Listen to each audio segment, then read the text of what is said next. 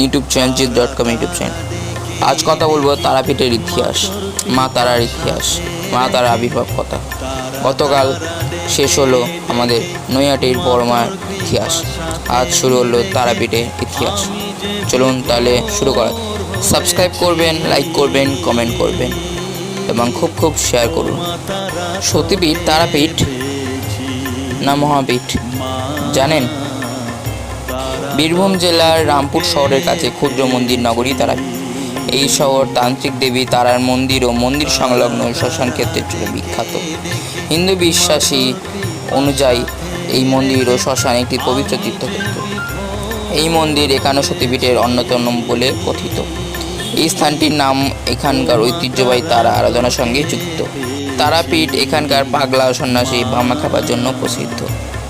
পুরো ইতিহাস পার্ট করে আসবে। দেখতে হলে চ্যানেলকে সাবস্ক্রাইব করে রাখুন।